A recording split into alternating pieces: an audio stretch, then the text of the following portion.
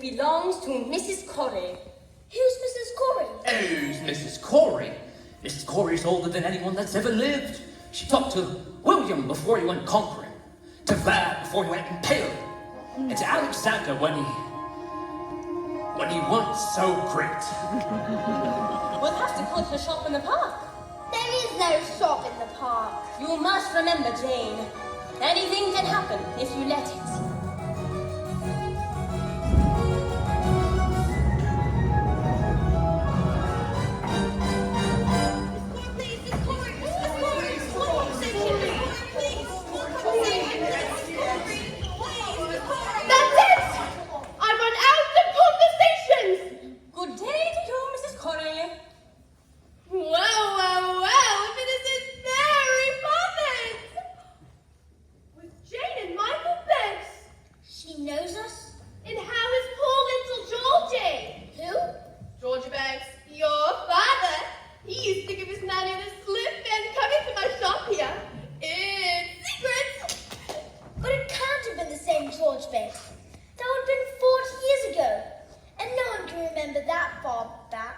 Listen, dearie, I remember everything.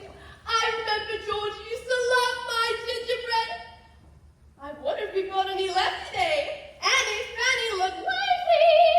Yes, Mother.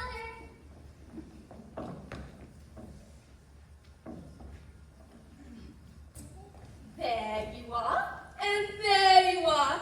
Gingerbread pieces with gingerbread stars. Oh, Georgie always used to save his stars. Now, Mary Poppins, what can I do for you? Well, I did want an ounce of conversations. I'm all out of conversations, and I'm all out of words too. You see, I've had a lot of chatterboxes today, but I will see what we have left. Ooh, we do have some letters and a little bit of back chat.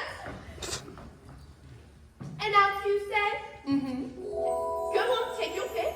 Jane, you can choose 7. I've got a D, G, R, U, C, L, and I. Your turn, Michael. 7 more. I've got an A, F, S, E, T, O, and P. And I'll choose an X. Now, what words can we make? Well, I see dog and cat. Rotoflex, that's 9. Lepita ferret, that's 11. Nearly there. Those don't count. You just made them up. And where do you think words came from in the first place? Somebody had to make them up. You know, you can always use the same letter more than once. Now, let me see. Supercali. Fragilistic. Expialidocious. That's not a word. But of course it's a word. And unless I am very much mistaken, I think it's going to prove a rather useful one.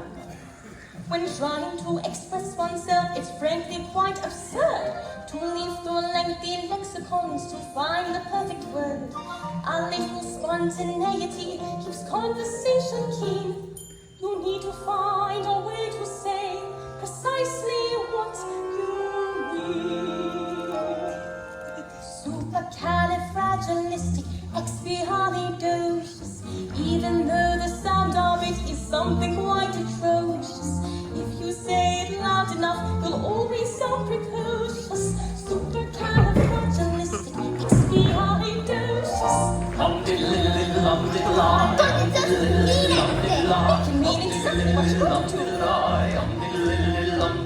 When Stone Age men were chatting, simply grunting would suffice. Though if they'd heard this word, they might be used to once or twice. That's right. Before Egyptian pharaohs would have prospered diligent in every single pyramid, what Venice hieroglyph with. Supercalifragilisticexpialidocious. Say it and all animals will more seem so ferocious. Had some fun with the flourishes, it's so cuckoo-cautious. Supercalifragilisticexpialidocious. Um-diddle-diddle-um-diddle-I.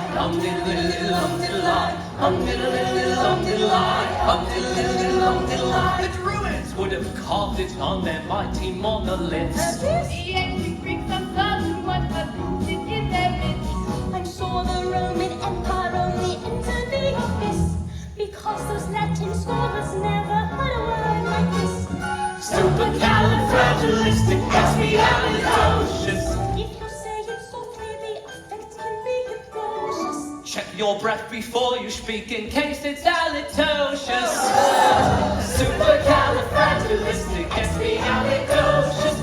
Diddle-diddle-lum-diddle-log, diddle-diddle-lum-diddle-log, diddle-diddle-lum-diddle-log, diddle-diddle-lum-diddle-log. Of course, you can say it backwards, which is so Coryllium, exixilia garfila quipus.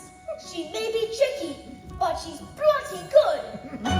So when the cat has got your tongue, there's no need for display. Just summon up this word and then you've got a lot to say. Take out those 18 consonants and 16 vowels as well, and put them in an order which is very hard to spell.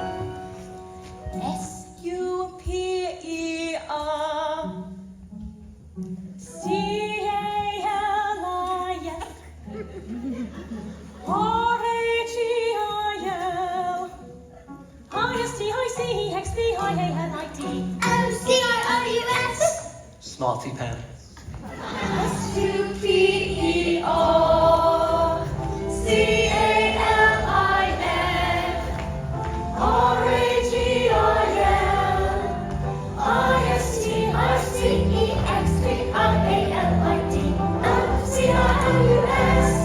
S-U-P-E-R-C-A-L-I-S-T-R-A-G-I-L-I-S-T-I-C-E-X-P-I-A-L-I-T.